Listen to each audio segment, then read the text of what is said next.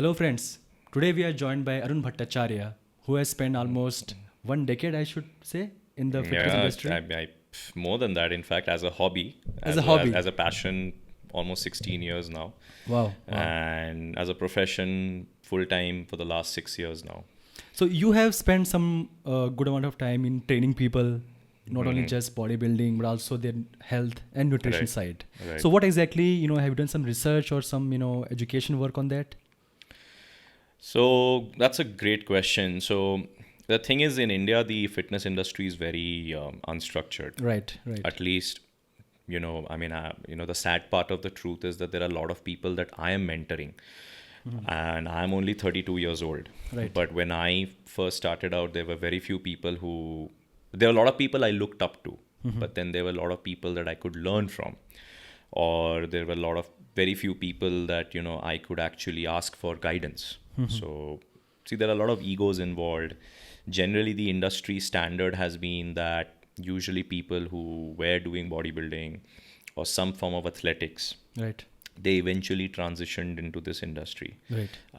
Which is why, at least today, you see companies like Cult and many other top class gyms, even freelancers like us, we make pretty decent amount of money. But that was not the case, even I would say 4 5 years back. Oh, In fact, me coming to fitness in 2013 as a full time, this thing was my second attempt of trying to become something in the fitness industry. But I'll go back to what my first attempt was like.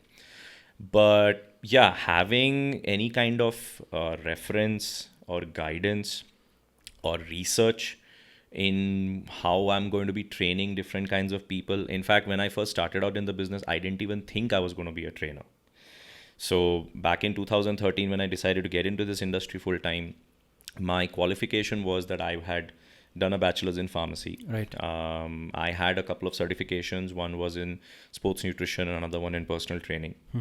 And I have generally been training, on my own for almost about maybe 10 years at that point of time. Okay. So it basically, I kind of, I was working in corporate real estate. So I became pretty good at selling, So I was working as a commercial broker for a top class firm. So I quit that job post something that happened in my family. Basically, my mom passed away. And after that, it kind of, woke me up. Life suddenly had more meaning than just making money. So, I mean, in fact, my own brother, he's like a second dad. So, he asked me a very good question at that point of time. Like, is this what you do? Is this what you see, doing with your life for the rest of your life? I mean, only talking money, only closing deals. And there's no disrespect to, what the brokers do. It's a very thankless job and it's a very hardworking job. But yes, the sad truth is that when you work in as a commercial real estate broker, you are day and night only thinking money for yourself, money for your clients, Right. your firm, all of that. So there's nothing wrong with that. That's what even stockbrokers do, many other people do. And if that's what their passion is and that's what Sure. drives them, that great. But for me, it was just an means to an end at that point of time. कि चलो graduation कर ली थी. Right. उसके बाद I tried becoming a trainer right after my graduation. So at that time, when I finished my college in 2009, I thought I will probably pursue a master's or something abroad. But recession was at its peak. Many of my friends who had gone abroad, my seniors, were coming back. So Yeah. going abroad didn't seem like a very appealing idea. And it didn't seem fair to me that I was going to ask my dad For or some my more money, brother yeah. to, pay for my this Yeah. thing. I don't know if they would have paid for it. We never had that conversation. But I just didn't feel it was going to be fair to them. So essentially, I thought, okay, let me gather some experience before I attempt to go abroad. And I went and joined Gold's Gym, JP Nagar, and I worked there for some time. But unfortunately, I don't like to speak ill about anyone. But unfortunately, the truth is that I was working with very small-minded people. So Okay. some of the trainers thought of me as a threat, It's a which was competitive. very, Yeah. because they were like, this is a guy with full-time education, he's done a bachelor's, Yeah. he's working towards his certifications, and those things were very rare traits. So obviously members would ask me questions. Even the trainers themselves would ask me so many questions, be it diet, be it, supplements and all of that. But the sad truth was that I just didn't feel that I was really welcome there. Right. So I worked there for a couple of months for about 5,000 rupees a month, which was nothing. Didn't matter to me. But I wanted to learn, but I wasn't learning. So then I realized that this is not making sense. I mean, at that point, I just consoled myself, go do something else with your life, make money, and maybe tomorrow you can open your own gym or something. So I convinced myself with that, and I got out of it. And next thing I know, I'm working in corporate real estate. Climbed up the ladder fairly quickly, jumped a couple of companies, was making decent money. At that time, my thinking was that maybe I'll go abroad or something and do an MBA. But like I said, the whole incident at home happened, and I literally just, reset everything in my life. I had a girlfriend. I mean, anything that was going to be distracting me, I completely wiped it clean. So had a girlfriend for 5 years. She was obviously wanting to marry me at that point, but I was just restarting my life. So I was not going to be able to take care of her. And marriage was a priority for her. So I said, I'm sorry, we'll have to call it off. So I ended that relationship. Then I quit my job. I basically sat at home, doing nothing for some time. Then with my brother and my dad, we did a small trip to Rajasthan in the middle of summer. That was a very weird idea. But anyway, we did that. And that was an eye-opener for me. It gave me some time to relax, see a part of the country I had not seen. And then I went for a friend's wedding in Gujarat. And that wedding was like a real eye-opener for me because maybe it was just coincidence, but all the people at the wedding there, they were all individual entrepreneurs. Many of them were avid motorcyclists. In fact, one guy, Jaimin Shah, at that time had just been featured in GQ for customizing his Harley Davidson 48. So he bought the bike for 10 lakhs and he customized it for 10 lakhs and GQ had documented the entire thing. So he was making a living modifying Harley Davidsons. Then, in fact, the friend of mine who was getting married, her husband was making, spare parts for Royal Enfield. So all that influence I saw, I mean, these guys were doing something or the other that was very close to their heart. Right. And that's when I realized that, I mean, I have to just jump into something that I'm passionate about. The funny thing is actually even I'm quite inclined towards the automotive industry as well. Right. But like I always joke with my wife right now that had I not been a trainer, I would have been a car salesman. Because, as a kid, I knew about, like, I was very bad at mathematics and physics, by the way. Right. But as a kid, when I'm talking 4th standard, there was a neighbor of mine. He was a very avid car enthusiast, my friend's dad. And I would go and discuss the difference between coil springs and leaf springs. What was a McPherson strut? What was a torsion beam? How an internal combustion. Because that time I remember back in 96, I think fuel injection was like the big thing that had just come in. Right. So what was the difference between carbureted and fuel injection? I knew those things. That time, yeah. At that age, when I was in 4th grade, I did not understand half the mathematics I was doing, but I knew all of this because I would be like, my room would be filled with car magazines and bike magazines, and I would only read about them, and I was obsessed with them. So yeah, I would have probably done that alternatively, but anyway, I'm not that I'm regretting what I do now because I love what I do. So yeah, so I'm digressing quite a bit, but that's fine. There's a lot of background that's there, so I'm I don't even know if the viewers will be able to keep a track of all the side stories I'm mentioning. But essentially, the thing is, my life today is a culmination of every single thing that's happened, as is the case with anyone. But in my case, maybe more so because every single episode in my life has had an effect. Right. Like today, I live in Bangalore. I live in a state where I'm a Bengali, right? I mean, West Bengal will always be in my heart, but still there is more for West Bengal that I've managed to do being in South. Right. But a lot of Bengalis who don't like coming to South. But because my dad moved around a lot, even that had an effect on me. So I lost a lot of good friends as a kid, but it gave me the ability to adapt and, speak to different people from different communities. In fact, I always joke and I say, because I grew up in Chennai, I always say that I'm a Tamilian at heart, because I can trust a Tamilian blindly, but I can't trust a Bengali blindly.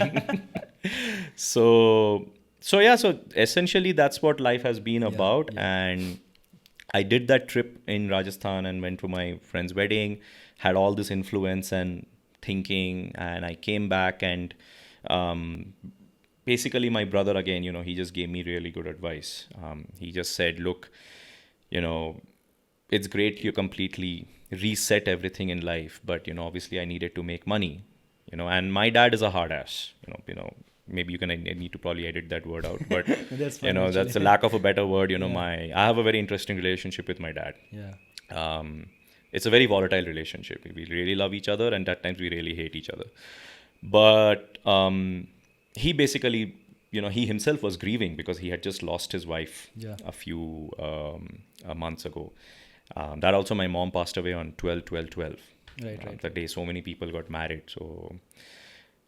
So basically, he said, you know what, I'm completely in support of whatever you're doing. I don't know what you're going to do. You've quit your job, everything. But you got to pay for your own bills. So whatever savings you have, manage with this, So I had like a few bikes, then I sold those. I mean, I had to literally start, From scratch. arranging money somewhere to pay my credit card bills and all. In fact, I stopped meeting my friends because I couldn't afford that lifestyle anymore. Yeah. So like a lot of things happened. Like mentally, I think I put myself purposely in a position of discomfort at so many levels. Right. That it became more and more clear to me that nothing in my life matters. Not my friends, not my family. I mean, of course, I love them, but what I'm going to do with my life, what meaning does my life have? Am I really making a difference? These things are going to be Yeah. a much bigger, I mean, that's what I'm going to think about and Right. reflect on the day I die. And I think today, whatever little bit integrity and principle I uphold is purely from the thought process that, the day I die, I don't want to regret anything I've done, True. So essentially that's what happened. And fitness was a part of my life Yeah. all along. I was an athlete in school. I have been, doing some form of weight training and calisthenics since I was like 13, 14 years old. My dad wouldn't let me go to the gym. So I used to, in our house balcony, I would do like 100 squats, 100 push-ups, 200 crunches, 50 pull-ups, whatever I could do. Like I remember in 8th grade, I was a mama's boy, fat, chubby. And when I was in 9th grade, I had like a full-blown six-pack. I was lean. So, and I was never really good at any one particular sport also. That was another really funny thing. Like in cricket, I would only smash the ball. If I connected, it would go for a six. Otherwise, I would get out. I was not a great footballer or any typical sports people would play. So I realized that my talent lies in what I can do with my body. Right? So I liked training. Right. I loved training with no aspiration or thought that I might become a bodybuilder or trainer. Right. Those ideas never crossed my mind.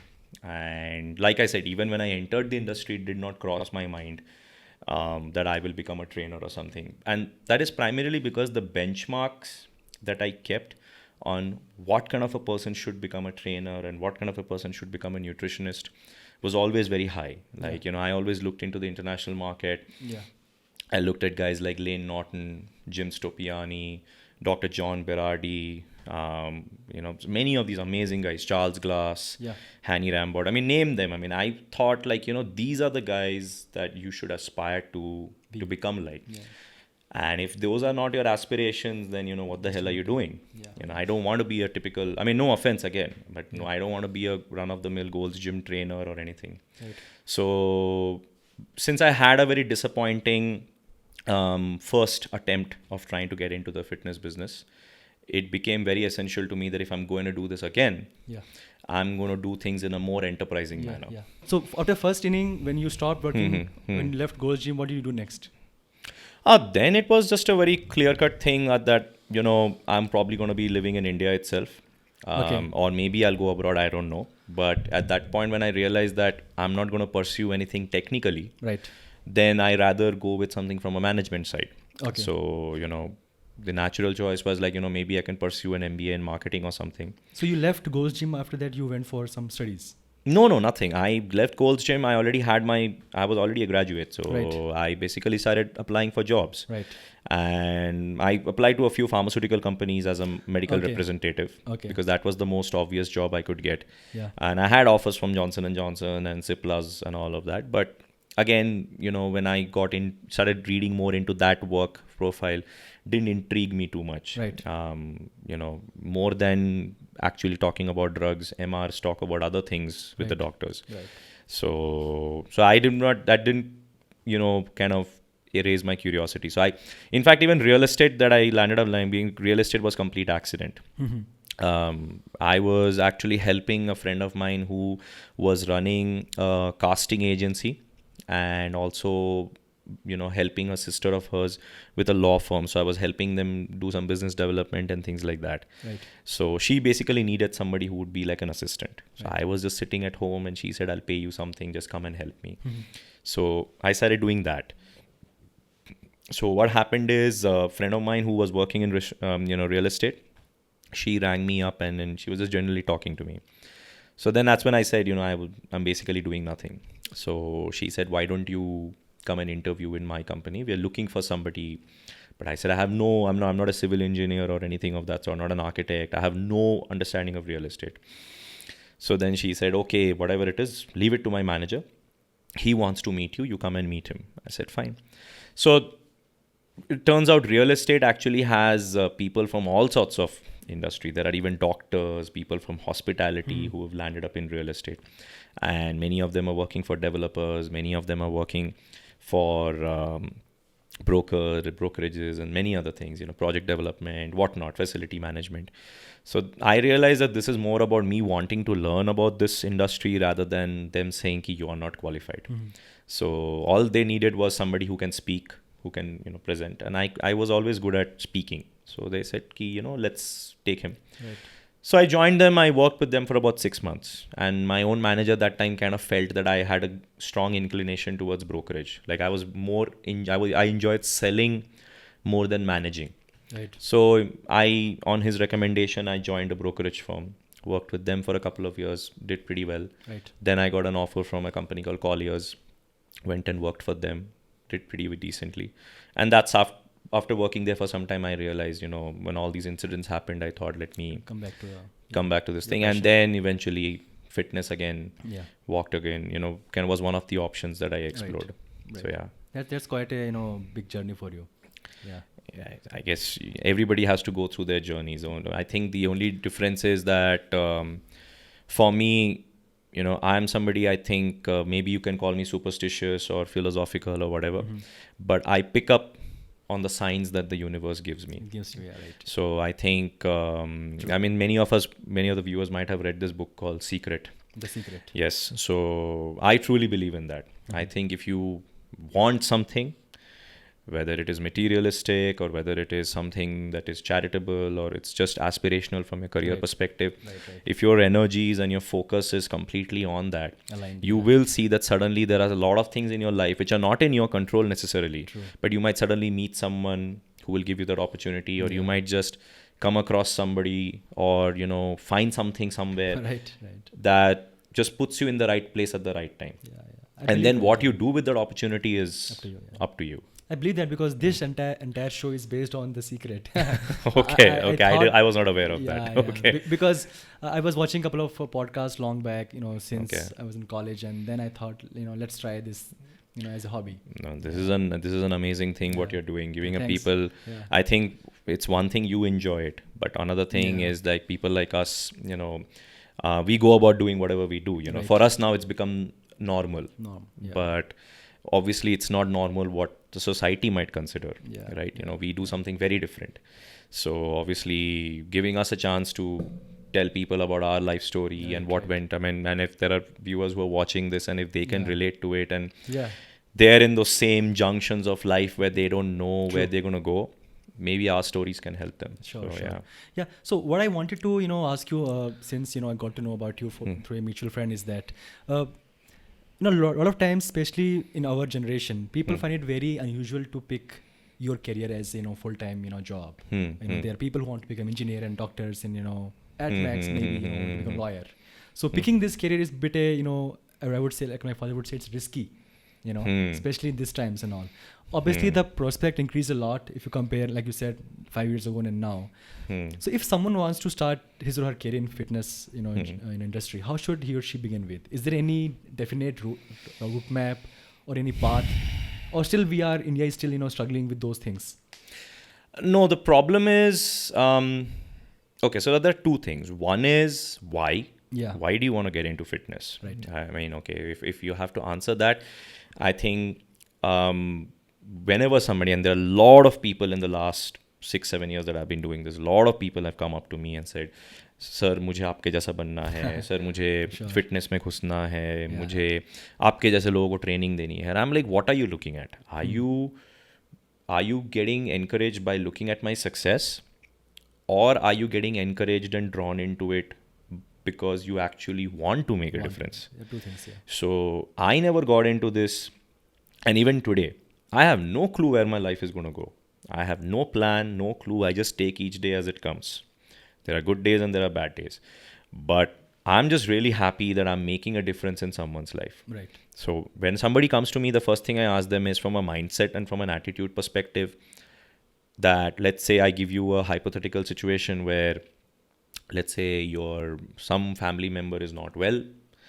You are busy looking after them or whatever. You are awake till 2 o'clock in the morning. And you have to wake up at 5 because your client will be waiting for you at 5:30. So are you willing to put your client ahead of you, sleep for those 3 hours, go and train your client? Or you will be like, nahi, mujhe sona hai. So, client को छोड़ो, मैं इसको message कर दूंगा.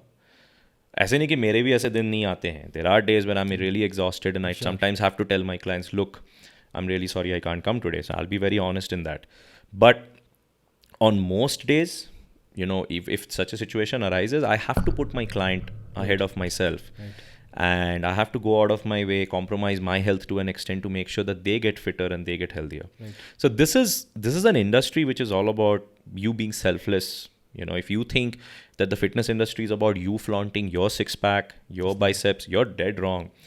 Eventually, your work has to become more about your clients having that kind of a physique. Their success, their results. Because that's what's going to drive your business. Right.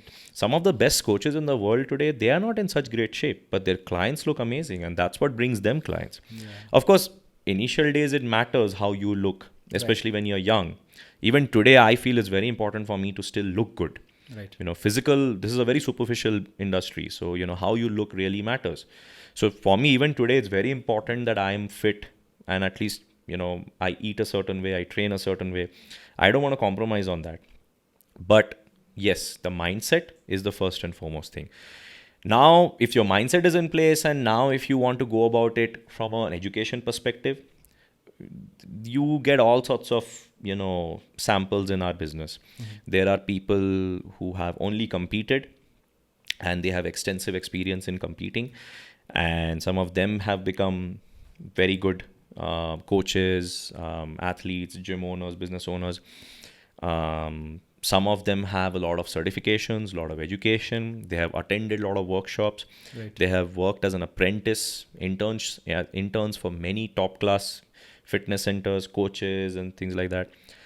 There are some people who even gone abroad and got a full degree, maybe a bachelor's in kinesiology and things like that.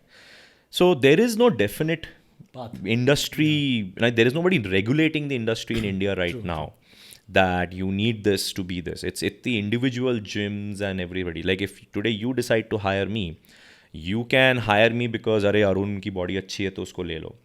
नहीं अरुण के 3-4 अच्छे certification है तो ले लो. नहीं अरुण ने उस मेरे दोस्त को ट्रांसफॉर्म किया था तो उसको हायर कर लो.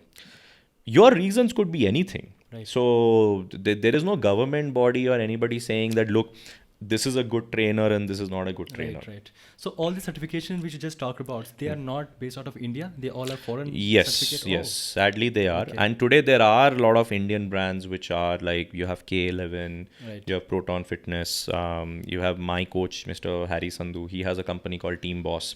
So he does a lot of workshops. He hasn't started his certifications yet, but he does a lot of workshops. And you could learn from any of these guys. Unfortunately, these companies or these brands need to affiliate themselves with some foreign certification body to have some value. Because even in India you can get a job if you are K11 certified or something. I believe K11 now has an association with another brand called Reps, which is recognized in the UK and Middle Eastern markets. But the thing is, they still need to tie up with these guys for them to be recognized abroad, and then the person can apply for a job elsewhere. But otherwise, the typical route is that if you want to become a trainer, do a certification in like American Council of Exercise, which they call ACE. So they will do an ACE or an ACSM certification, which will give you like a 2-year valid certificate, which qualifies you as a personal trainer. Okay, then you again need to renew it. Yes, you will have to give some modules, and you will have to renew your certifications. It's not easy, huh? No, it's not easy, and I think that's a good thing, because it allows. Because obviously the education changes, there's more information floating. You can't, it's not a degree that you've done it 10 years back and you can go on saying it for the rest of your lives. See, the certifications themselves are not very challenging to do. If you're from a medicinal or if you've even studied biology in school, most of these certifications should not be a challenge for you. But the information that they have keeps getting updated. There are other things that they want you to be aware of. So now it's again up to you. If you want to stay updated and all, you do their modules or whatever. Or else, most people, what they do is they do the certification once and then they forget about it. And then they invest in doing other things, in learning and whatnot. But just to get a start, it's good way to start with, correct? So it's a decent way to start. Or if you're looking into nutrition, there are brands like ISSA, Precision Nutrition you can do. So I did Precision Nutrition and, I started from there. So that's how I got a lot of credibility as a nutritionist. Because when I first started coaching people, it was unheard of that a trainer is giving a diet plan. Like a proper diet plan. Not just कि मेरा ये diet है, मैं 30 अंडा 1 kg chicken खाता हूँ तो आपको भी खिलाऊंगा. It was not like that. Like to actually understand what this person might require or that person might require. So it was actually a little stigmatic when I first started doing that. But today now most coaches have to do that. They have to, they are expected to give a plan. But this is all fine in India as of right now. And we don't know going forward how the government will get involved, because with companies like Cult and all coming up the way they are, obviously now even the government has realized. It's not. Now it's becoming a big industry now. Like you said, Cult has changed many things for a lot of people, not just the gym culture, the nutrition and other stuff. Because I never saw this coming. A lot of people never saw. So now Cult, because of Cult, the food which you eat, the nutrition, the exercise, everything, and now everybody, there's so much hype around Cult. I mean, you ask anyone, they all say, I would like to join Cult. If they have joined Cult, or they want to join Cult, or they are somehow maybe people like me who are already paid their membership and they can't go any for next 1 year, but maybe after that. I think so. That's, I mean, I find it very funny that a lot of my industry peers don't like Cult. But I personally feel that, they've entered the industry. See, whatever they are providing today, CureFit, which is the main company, the parent company which is doing it. So Cult, Eat Fit, everything else is all part of that umbrella. So CureFit, what they're essentially doing is basically streamlining the business.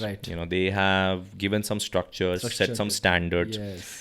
ये सारे services पहले भी थे. There are health meal services that have existed since 2013-14. In fact, I have helped a few of them get started in Bangalore by doing their entire menu. They wanted to do a keto menu, this menu, that menu. I have helped them with all that. But the thing is, what Cult recognizes that everybody is just their own entity and then they don't collaborate. कोई सिर्फ group classes करा रहा है, कोई सिर्फ physiotherapy करा रहा है, कोई सिर्फ health checkups करा रहा है. Nobody is under the same umbrella. And there is no concept where people are collaborating, coming together, doing things as a team. So even if they collaborate, it's like तुम मुझे इतना धंधा दो तो मैं तुम्हें ये दूंगा. So Cult kind of came in and said, look, let's do away with that. Let's keep the egos aside. And, let's bring everybody together. So essentially that's what they're doing today. I mean, if they like something as a facility or as a concept, they just buy them.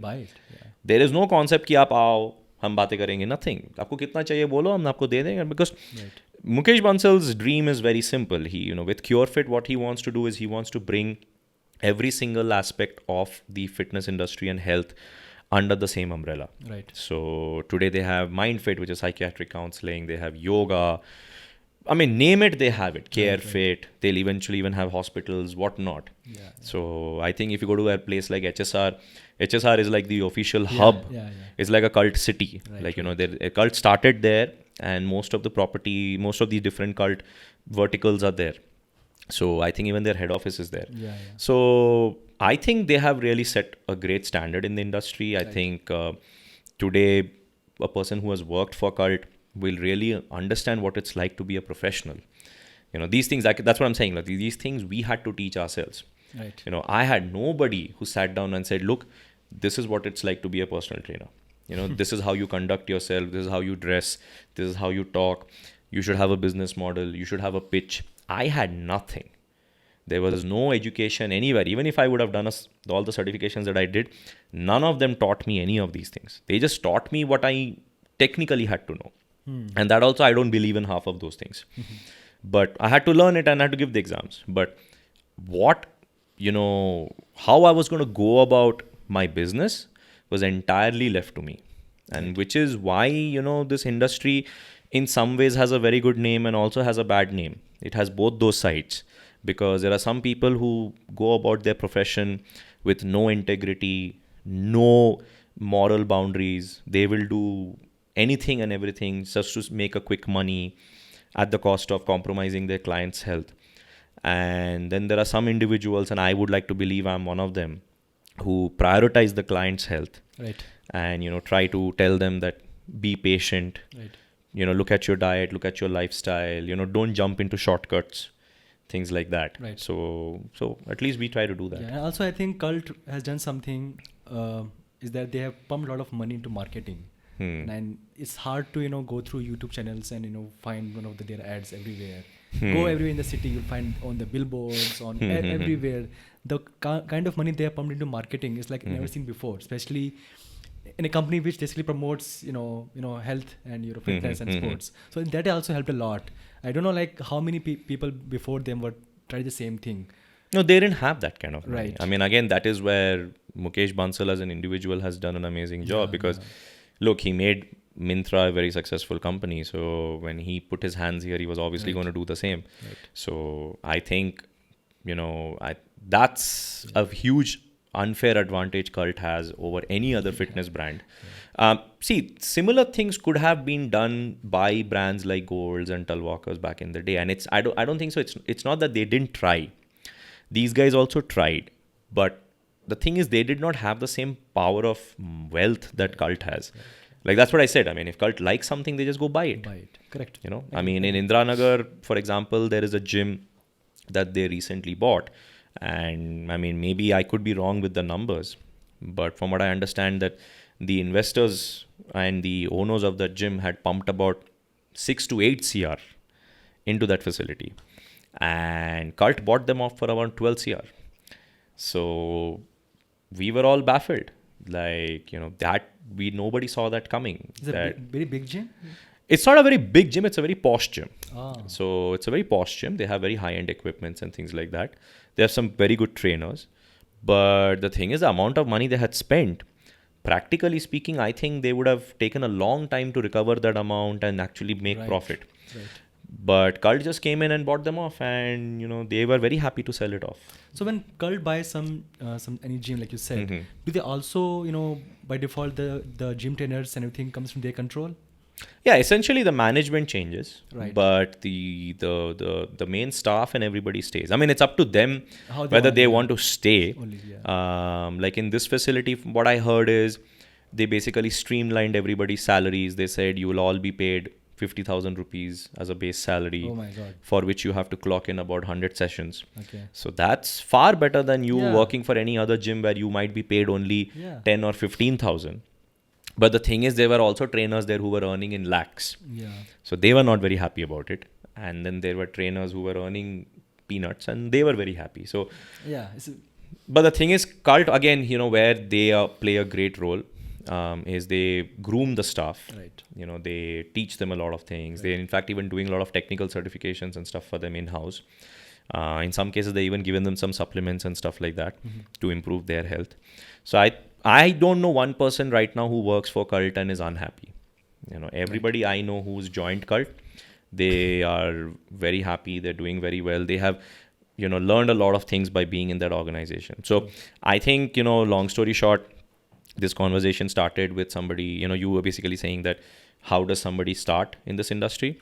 I think just, whatever is your interest, you want to be a personal trainer or a group class instructor or whatever is your end goal in fitness, just do the necessary certification for it and try joining a brand like Cult, because, from day one you would, exactly. I mean, if you want to be the best, then your technical knowledge and all come second. Your first thing is your attitude, your professionalism, your way you conduct yourself, the way you talk, the relationship you have with your clients.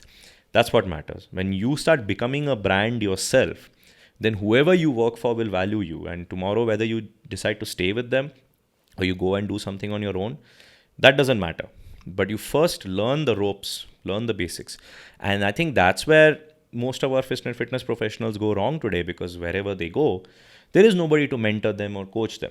हाँ, ये gym है, ये facility है, यहाँ पे आपको काम करना है, आप trainer हो गए, they'll give them a t-shirt, they'll say ये तुम्हारा locker है, clients will come, they'll say I need a personal trainer, they might hire you, they'll work with that guy. If they get results, great. If they don't, they don't. It kind of becomes like survival of the fittest. Yeah, true. There is no grooming. There is no like, acha, he's struggling. Like, see, there could be a lot of trainers. I know a lot of trainers who are very, very, very good guys. They have great knowledge. They can't talk. So what I try to do with some of them, like I work as a freelancer, right? So I go to a lot of different gyms. So sometimes when I see individuals like that, if they are just missing on some component, किसी की grooming खराब है, दाढ़ी वाड़ी बना के नहीं आता है, like what's there man, go and 100 रुपए का एक हेयर कट करा ले, believe me, और तुम्हारी बॉडी नहीं है, तुम्हारा इतना नॉलेज है, तुम्हारी बॉडी नहीं है, तुम इतने मेहनत करते हो, तू आज 10,000 चार्ज कर रहा है, you can charge 15-20,000 if you just build a physique a little bit. So I at least try to tell people that, but they're missing, that maybe something that they're missing. Question is whether they take it in the right way or not. True. But I feel that if I tell them that, it might make a difference. True. So yeah, I mean, that's where I think a brand like Cult is doing a great job. They're really putting all of this in a proper structure rather than just letting the team grow the way they want to grow, because that doesn't give them any long-term, mileage. True. Let's move to the most important topic, which I thought we'd discuss is supplements. Okay. Yeah. So, okay. I mean, as someone who goes to a gym once in a while, when I enter a gym, I see now lot of people, almost I would say half of the people who goes to gym, they have one shake or any shaker in their hand. And hardly you will see a guy who has decent enough body, as per my experience, who is not consuming any kind of supplements. So first question is that, is it really feasible to build a decent body without taking supplements? Okay. I think we have to start from the word supplement. Yeah. When you say the word supplement, it basically means that you're supplementing something. Right. So in this case, it's fill in the blanks when it comes to your nutrition.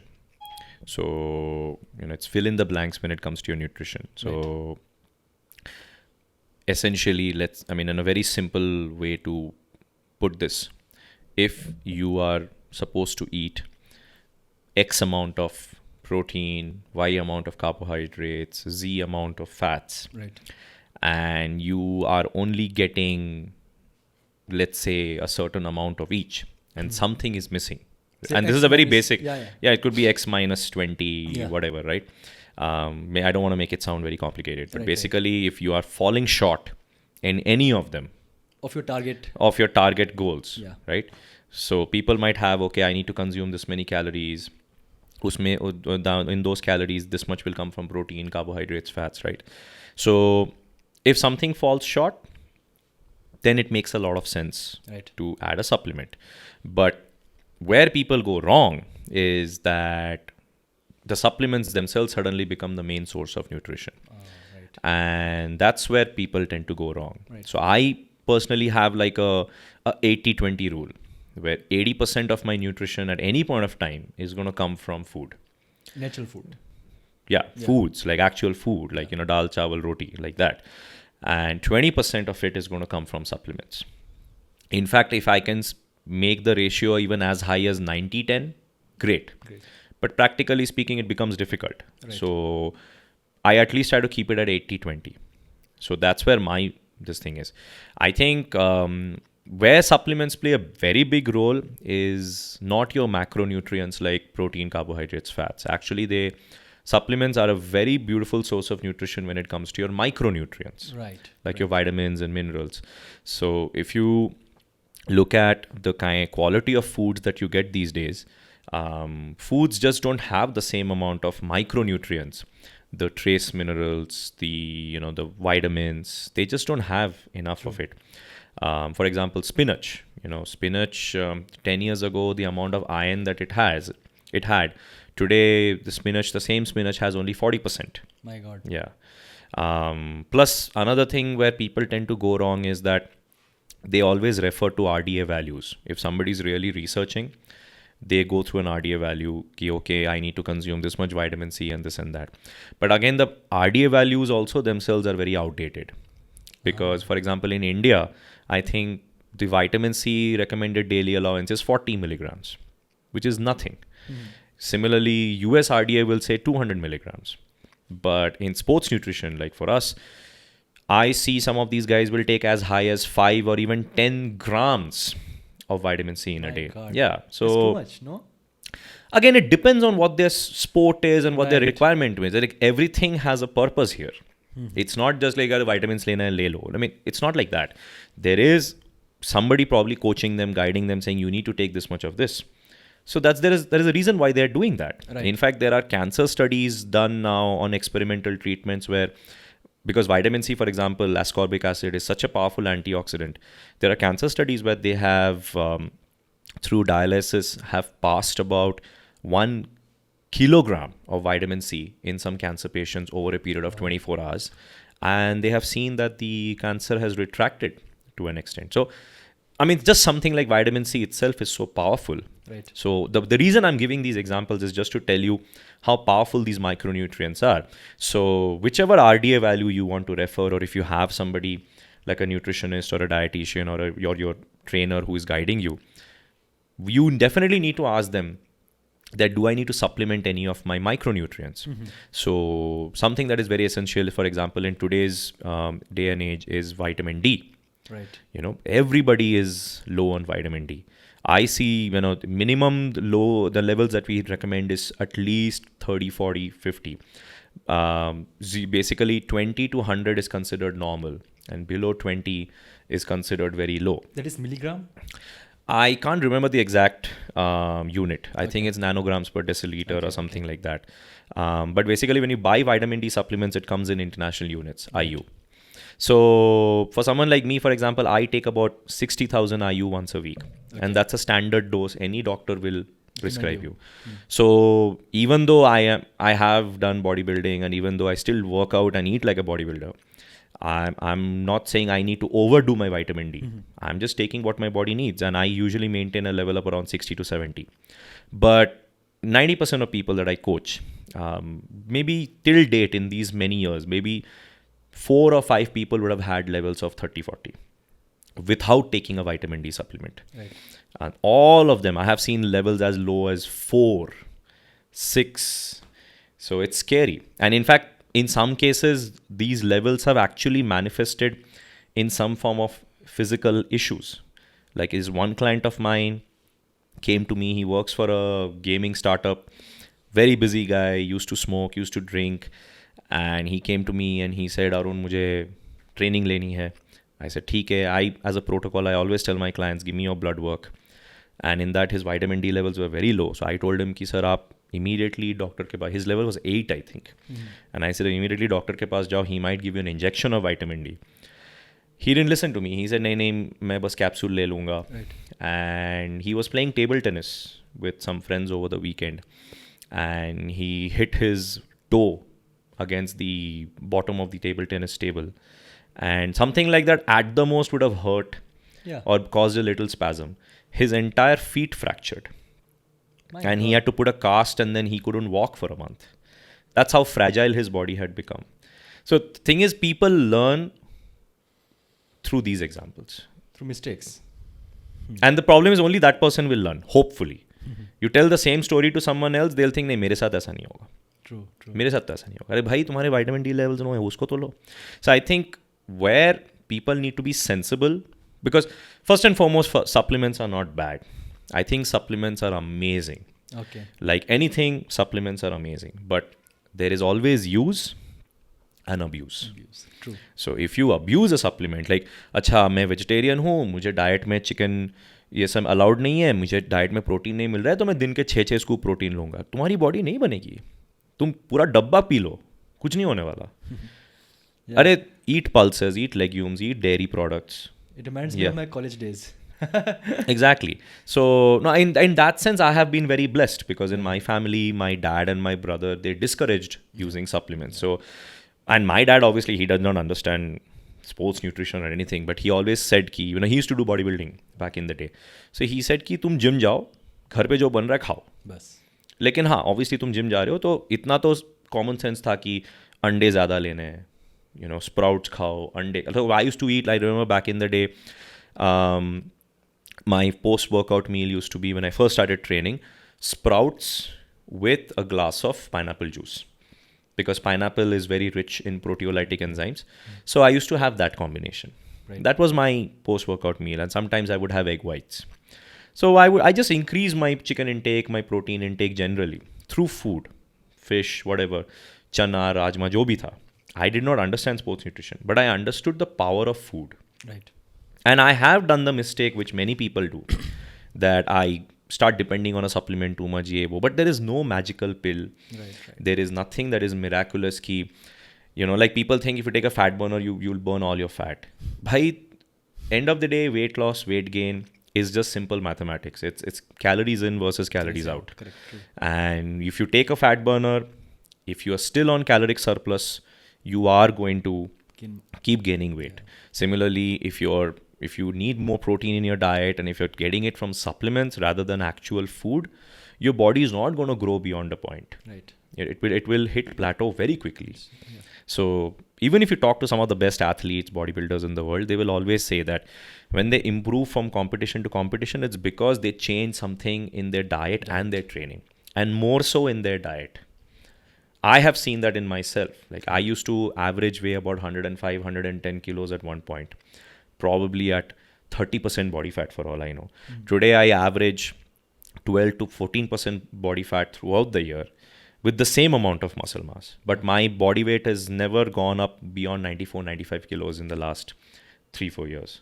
So it's up to you, how smartly you eat, how smartly you train, all of that. So supplements are not bad. Do you need them to get a great physique? They can help. Yeah. But they have to be used smartly, wisely, because there are so many different products out there. So people have to start with the basics, like, am I getting enough vitamins? Am I getting enough minerals? Maybe some good antioxidants, things like that. And when you have enough of those, then it makes sense into looking into other category of products. Right. One more question on the same line is that how difficult it is to get original genuine supplements in India? Because I struggled a lot. One of my friend who is, basically, he's a bodybuilder. He never purchased any supplements from India. He always, maybe some family members who is in US coming here by chance, or maybe they can parcel it, or maybe they courier it. So he never says, he says that you cannot trust any shop in India, and I don't buy any supplements from India. So is it really so tough to buy genuine products and genuine supplements in India?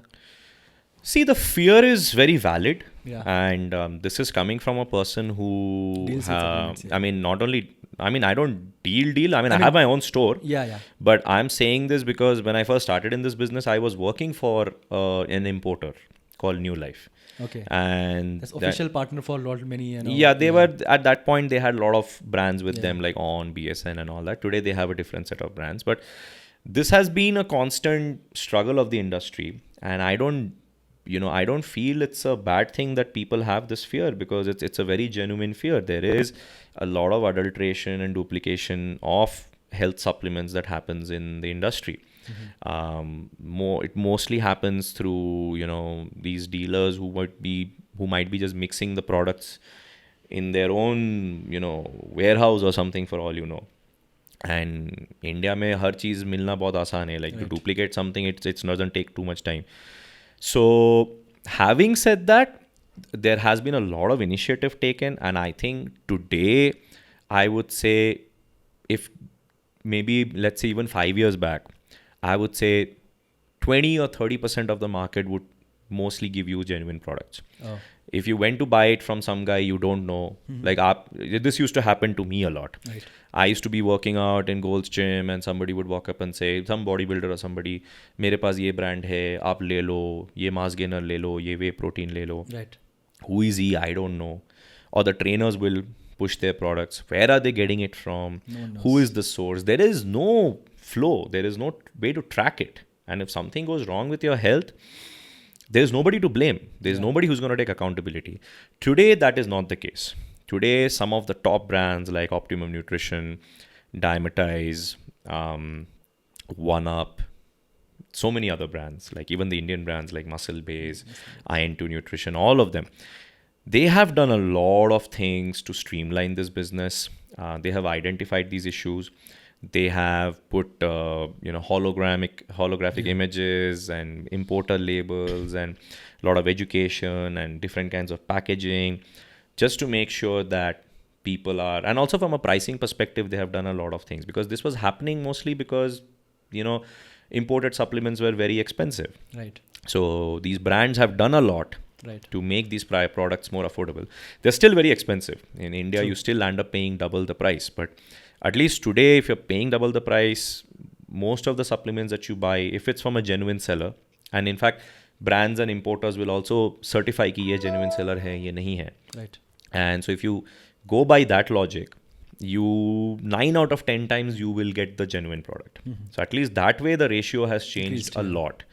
But yes, we keep hearing funny stories कि online किसी ने खरीदा था, वो खोला तो पूरा चावल का पाउडर था, राइस फ्लावर था, and somebody ordered something and saw bricks inside. I mean, all random stories we keep hearing. Yeah, but things improved a lot in general. Yes, the things have improved a lot. Because the brands themselves have realized there is so much potential in India that now they are directly entering India. So they have collaborated with importers and other things, and they have basically set up base in India now. Like for example, Optimum Nutrition, Isopure, BSN, these 3 brands you might have heard of. But they are all the 3 brands belong to the same parent company called Glanbia. So Glanbia today has set up operations. So, the way they're based in India, they have a huge team, and they are doing a lot of activities like these to ensure that customers get what they are paying for. Right. So the pricing, we can't do anything. Our government has a certain customs duty, and then there is the shipping charges involved. Uska to kuch nahi kar sakte. Right. But at least if you're buying supplements today in India, if you're buying from a genuine seller, which are quite a few these days, then there is a 90% chance that the product is not fake or anything. And even if something does go wrong with the product, like you feel it's funny in taste or there's something not right, the store owners or the importers will happily take it back and give you your money back or give you a replacement. So it has changed a lot, but there's still a lot of work to do, but it has changed a lot. Yeah. We'll take one more break on that. So Arun, how often do you work out? I try to work out at least 5 days a week. Okay. My average training session could be about an hour and a half, which will include at least 30 minutes of cardio. Okay. On every workout? Every workout. Oh. Every workout. That's very, unheard of. Mostly people who want to gain muscle, they try to avoid, getting cardio at the same time they do their weight training. So all my clients do at least a good 30 minutes of cardio. Oh. Whether it is gaining muscle, whether it is fat loss, doesn't matter. In fact, if it's fat loss, they will do a little more.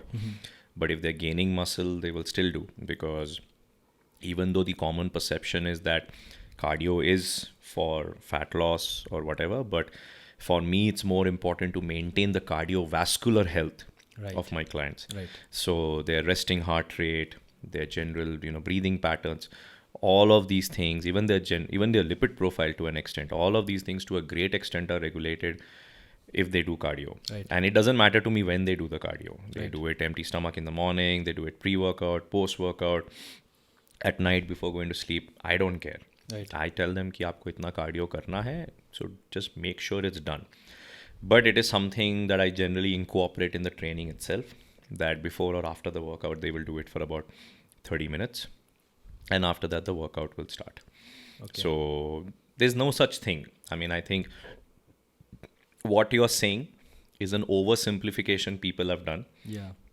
If you stimulate the muscle enough, the muscle will grow. But the cardio is more from a health perspective. Okay. Yeah. So the notion of keeping the cardio days separate and from the weight days separate is not the right notion? That applies to you now. Again, that would apply to somebody whose training session, for example, is very hectic. Yeah. Now, let's say you are a top level bodybuilder or a wrestler. So, you are doing your training for the sport as one entity, and then you are doing cardio as a supplementary way to, let's say, lose some fat or, build up your stamina or something like that. Right. So for such people, if I hear that they do cardio on a separate day, training on a separate day, that might make sense. But in 99% cases, it makes no difference. I think, again, my perception is that most of these commercial gyms encourage their trainers to train their clients only 3 days a week and things like that. So the way they have structured is कि 3 दिन weight training कराओ, बाकी दिन उनको cardio करने के लिए बोलो. Right. And that also works. But someone like me, for example, I like to do things my way. So my clients will minimum do 5 days of sessions with me.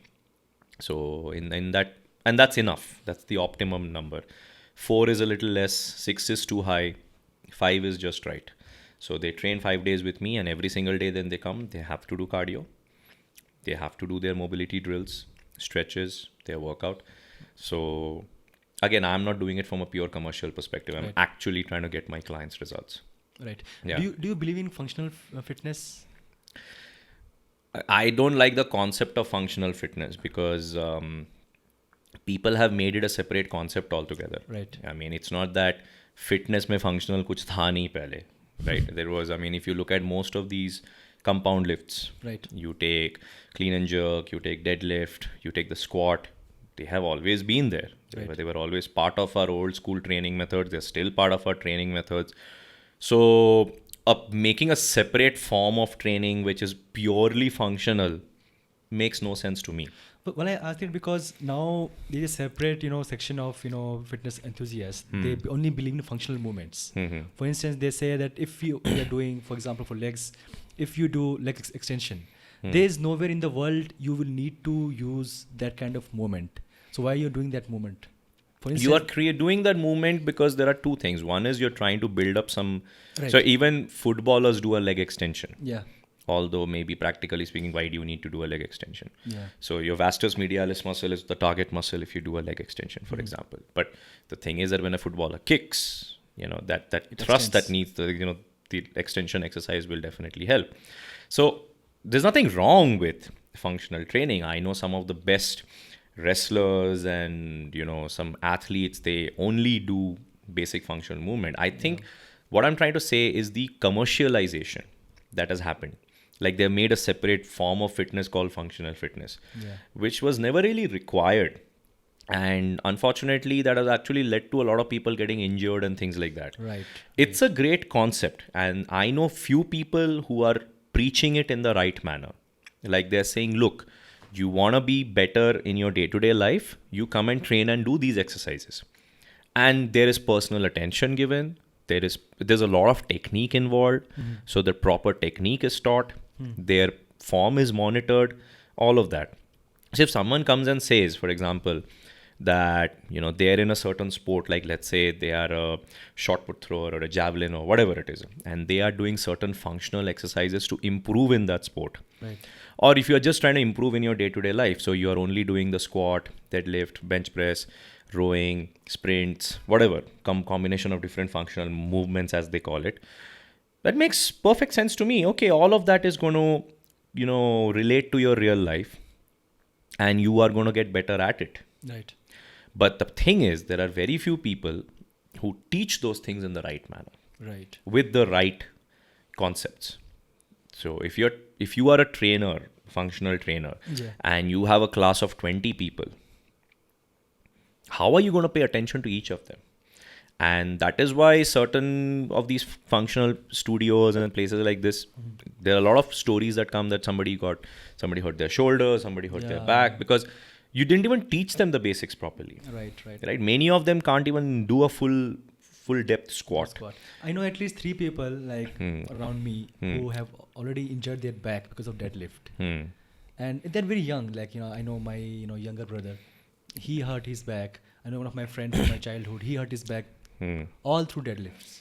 Exactly. Everyone has hurt their back. And it's an amazing exercise. And if it's done in the right manner, yeah. It's a full body exercise. If it's done in the right manner, it builds an amazing amount of thickness in your muscularity.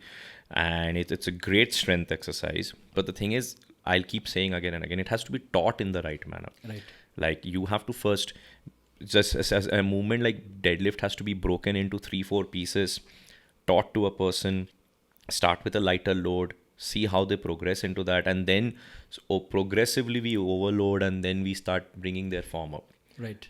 You just suddenly throw them with some 20 kilos, the person can't even deadlift 10 kilos properly. Right. Doesn't know where to hold it. Even today, some of my clients who've been working with me for years, they still forget, Arun, iska grip kya tha? ये underhand tha, overhand tha, ye tha, wo tha. Like small things, some of them will keep their thumbs like this. And I discourage them from doing that because this can cause a lot of tendonitis. So I said, you either take a suicide grip or you wrap your thumbs around. Right. So small things like this, I have to notice in a client who I have been training for months or maybe years. So that's how much people go wrong. Imagine how many people are going wrong when one person has to monitor now 10, 20, 30 people. Right. So obviously the chances of injury are high. By the time you realize somebody's goofed up, right, he's already hurt himself or hurt herself, and all you can then say is, okay, there's nothing much I can do for you. Go and get better. That's all. Yeah, and also there's a lot of stigma, around people. I mean, obviously it has improved a lot, but stigma around people who are into bodybuilding. Okay. You must have, heard this long time, many times before, especially someone who gains so much size. They always believe, okay, this guy must be doing steroids. And it is not possible to build a body like this guy without doing some drugs or some steroids. So do you feel this situation has, still the same around you, or maybe around, people who you train, that, okay, if the guy you see, the first perception you see, okay, this guy looks huge, looks very shredded, low fat, yeah, he must be doing steroids. Not possible. I wouldn't say I didn't think like that before. When I was starting out just as a hobby, obviously. I mean, see, look, it's like this. I mean, let me give you a different example. As a kid, let's say if I'm going somewhere in my dad, right, and we go through a good neighborhood. Right. So I remember back then 111 numbers and 222, like all these VIP number plates used to be there. And I'm talking when my dad could only afford a Maruti 800. So if somebody had a Mercedes Benz, then, right? So a very common statement that would come out of my dad's mouth is, they have a lot of black money. So I think when people, it's a general mindset of people that मेरे से तो हुआ नहीं, तो इसने कैसे पैसे कमा लिए, right, तो ज़रूर काला पैसा होगा.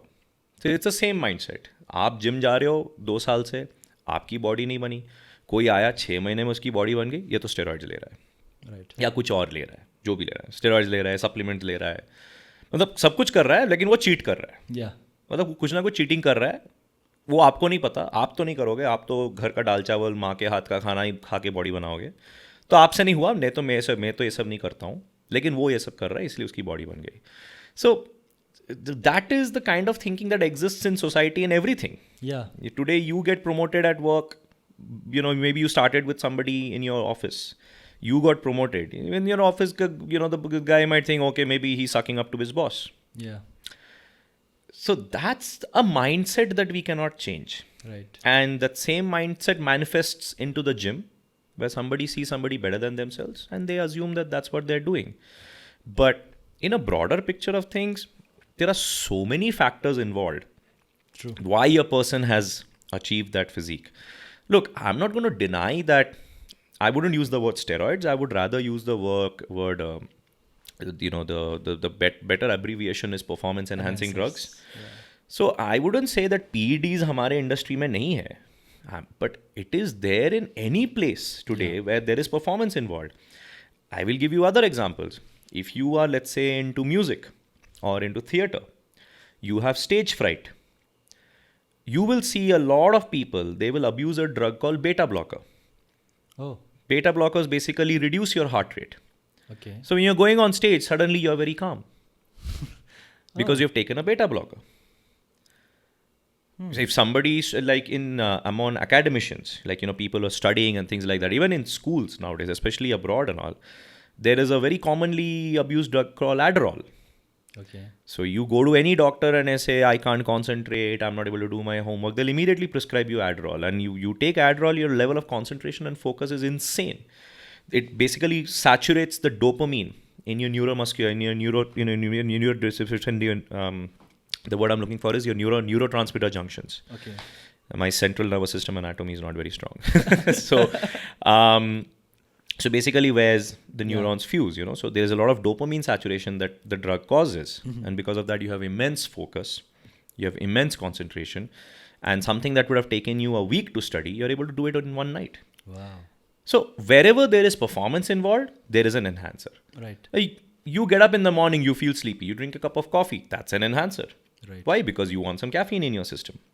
So in athletics, in sports, in bodybuilding, of course, when a person who is trying to make a living and trying to perform at a certain level falls short somewhere, they automatically are inclined to take these things. Right. And to understand why they take it, you have to get into their mindset. Yeah. Like lakhs and crores of rupees are involved. Oh. And their entire career, their entire life is involved. Like some of these people who do bodybuilding, they try to get into army and navy and other government types of jobs. The hardcore bodybuilders. And उनके लिए वही सब कुछ है. तो उसके चक्कर में अगर थोड़ी health गंवानी पड़े तो वो गंवाएंगे. Right. But they have a different goal altogether. But the sad state of the industry is that, in a country like India especially, these drugs are manufactured. They're very easily available. Oh. And a lot of people abuse them for recreational purpose. So you want to look good in a t-shirt, you want more likes on your Instagram, on your Facebook. So you will shoot these drugs in your body all year long. You have no idea what it's doing to your liver, your kidneys and other things, and anything can go wrong. So the recreational use is where it gets scary. Right. Because, that's where unfortunately some of our so-called fitness professionals, they get asked by their clients कि मुझे लेना है. The fitness professional sometimes can't go back. They'll be like, ठीक है. And sometimes they look at it as an opportunity. जो drug 2000 का है उसको 20,000 में बेच देंगे. आपको क्या पता उसका price क्या है? Right. And like this, they will con their clients. They will sell them drugs.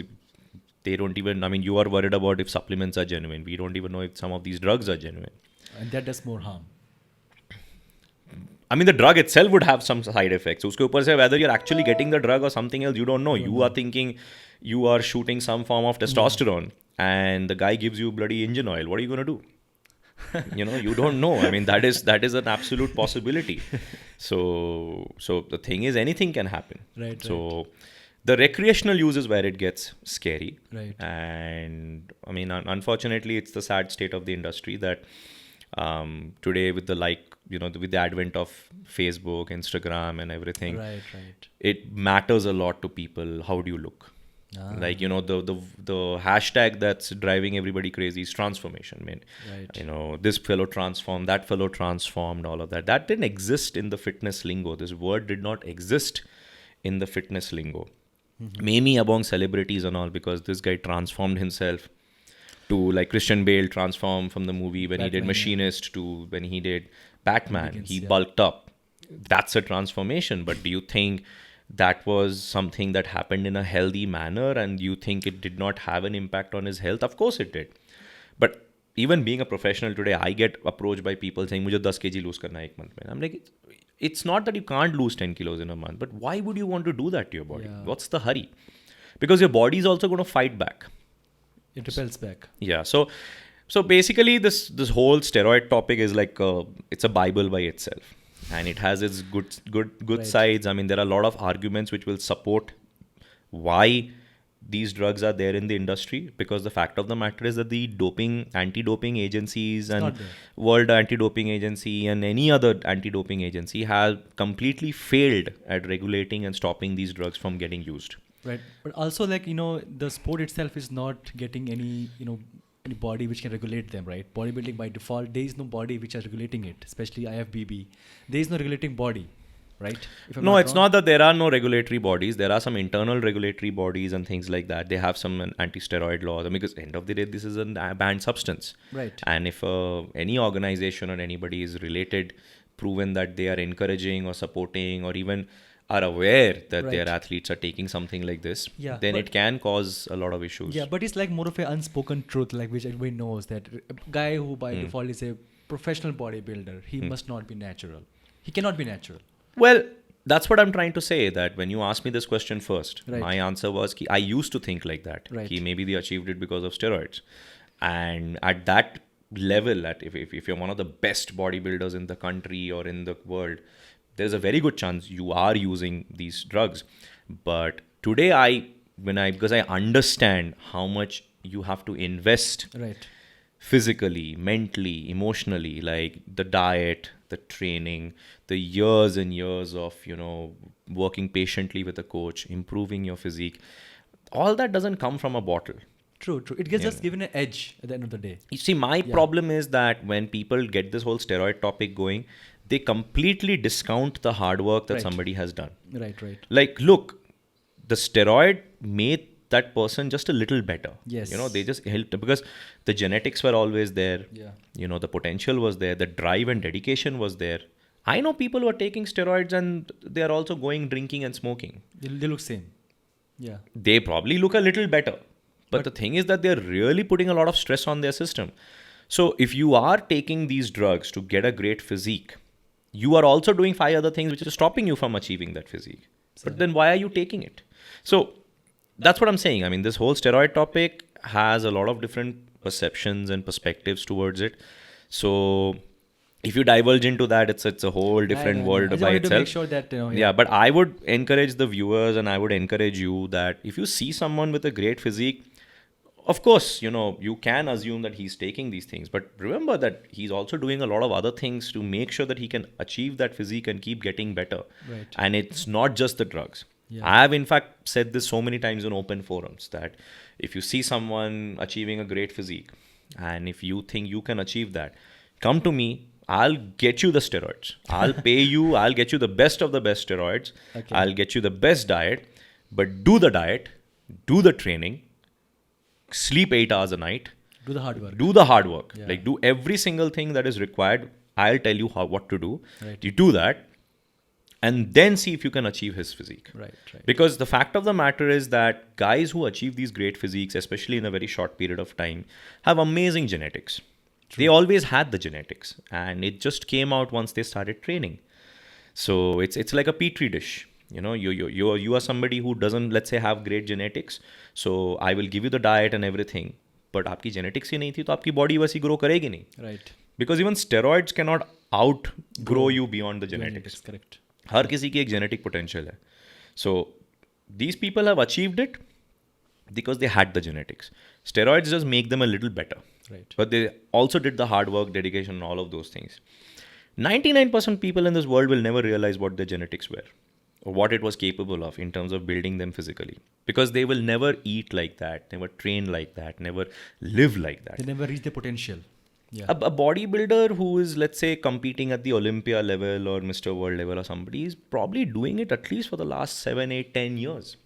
Yeah. Day in, day out, living the same life. Chicken breast, rice, egg whites. That's all they're doing. Right. And the food is not something that they think is, oh, मेरे को enjoy करनी है, मेरे खाने में मसाले चाहिए, ये वो.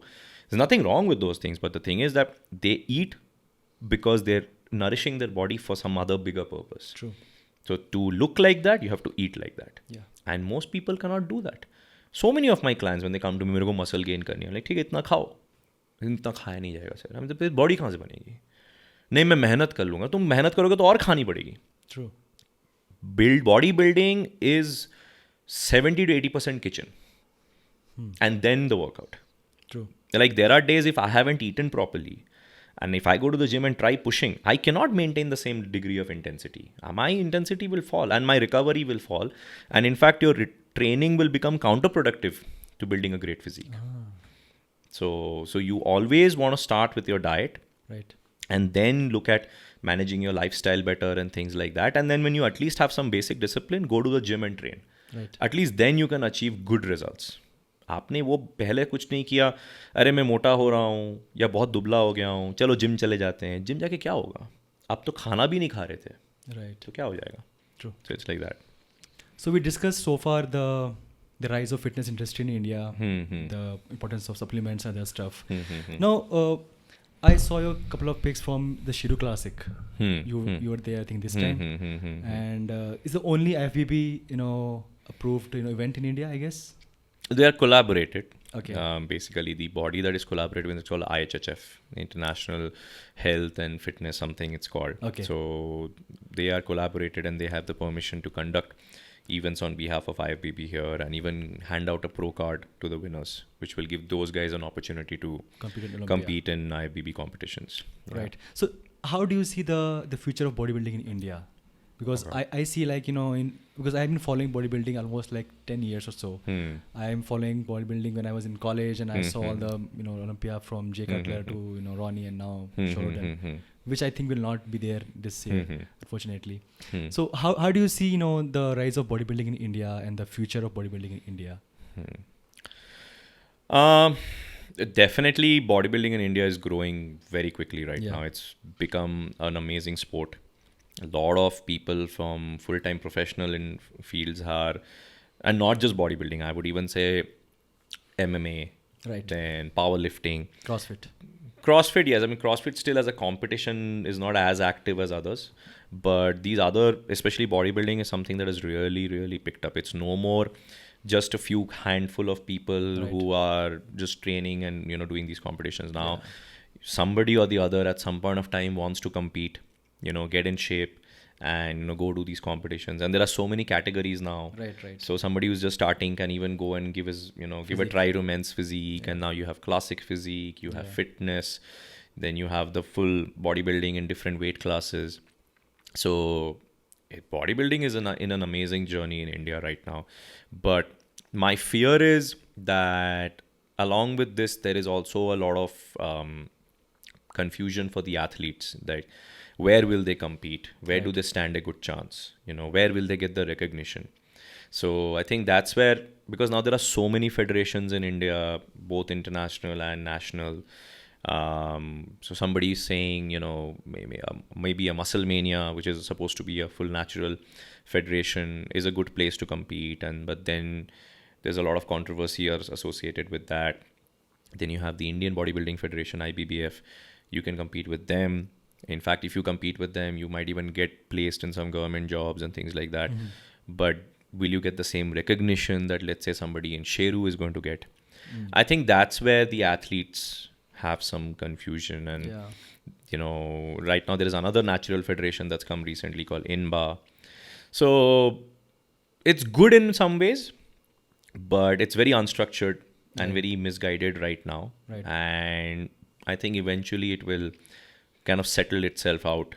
Some federations will stay, some will go, and then there'll be more clarity on where the athletes go and do what. But as a sport, it's an amazing sport.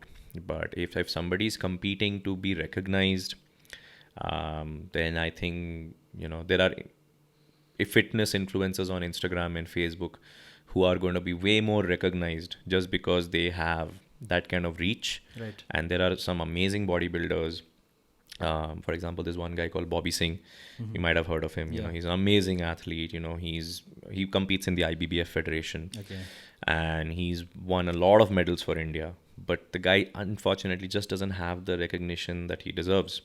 So that is, again, from a more media perspective. Like the media just doesn't cover the sport, let's say, as much as a cricket and all. But it is definitely growing. It is in people's mouth a lot more now. It's a subject of discussion in many places. So let's see. It's in an interesting journey of its own.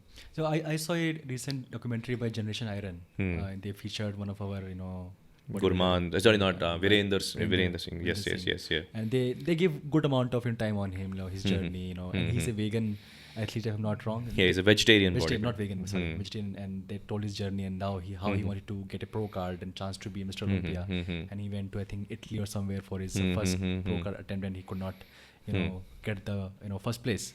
Because I see that when I was surprised that they are showcasing someone from India, and they're showing their journey on their big platform. I was very surprised. But that also led me to question is that, is there any other athlete from India who is competing at the IFBB level events apart from, like you said, Virender? Oh, there's so many now. Now all these guys who have got pro cards, they're all going to be competing at an international level. I think some of the top ones, who I consider are very worthy contenders are this one lady called Navreet Josen. She's first pro card holder in India from the bikini, from in the bikini division. Then you have Deepika Chaudhary. She's in women's physique. In fact, I think Deepika was the first athlete in India to get an IFBB pro card in bodybuilding. And then there is Junaid Kaliawala. He's in men's physique. Now this guy Manoj Patil got this thing also in men's physique. So Biki Singh in classic physique. So there are a lot of very credible athletes who are getting it. But these first few names that I mentioned, they probably are India's best chance right now of perhaps scoring at least a top 10. A top 5 is an extremely difficult task. I think Junaid in his last competition got a 13th or something like that. But that's still something. Yeah. That is still something because you're competing against 40, 50 people from all different parts of the world. So, we'll get there. It like I said, like bodybuilding is in a very interesting journey right now. And some of these athletes, they are holding the torch, leading the way, showing that, people like us, from different walks of life can compete at that level, can aspire to maybe someday become a Mr. Olympia or something like that. But we are not anywhere close to achieving anything in Olympia or any of those big shows right now. But what is happening is because the athletes are putting themselves out there and setting such big goals for themselves, the quality of athletes that are churning out of different parts of India right now is just amazing. Like if you go to Sheru, which is going to happen in a bigger way in Bombay in November. That's the main expo of there. After Olympia. Yes. So Olympia is going to happen in September. Yeah. I think first big event after Olympia, right? If I'm not wrong. Not necessarily. The Sheru is just another event. It's got nothing to it's not that the Olympia athletes are going to come here and compete. But like if you remember, like 3-4 times, all the guys who were in Mr. Olympia, they came to Sheru. Yes, so that happened till about 2013. And after that, when I think in 2016, when Sheru again came back, then they came back with a different concept. So that used to happen. Now that doesn't happen. These guys come for promoting their own brands or something. But the Sheru Classic as a competition, which was for these top level bodybuilders, is not a competition anymore. Now they have made it. Sheru Classic is more for getting the pro card, and then there is Amateur Olympia that happens for Indian athletes. No, the Amateur Olympia is for all athletes. So anybody from any part of the world can come and compete. That's nice. Yeah. So that's nice in one way, but then some of these other countries, especially Iran and all, they have some amazing athletes, and when they come here compete, it's genetically they are good, and for them to win over us is not a big challenge. But like I said, as of this point, the kind of quality of athletes that are coming out of the Indian bodybuilding circles is amazing. So these are the best physiques we have ever seen. So it can only get better from here. Okay. Thanks, Arun. Thanks a lot for coming on the show. Thank you so much. You are very busy, and I know I took a lot of time out of you. So thanks a lot. And I appreciate the opportunity to come and speak over here, and hopefully the viewers would have understood something whatever we have to say, because I'm sure they will. this industry is a very big mystery even to a lot of people today, and And I think like couple of shows like this, helps a lot, Right. people like you who have so much depth and so much experience in this field, Right. it helps a lot of people to get insight in this sport and industry. So thanks for Right. coming. Thank you. Thank you.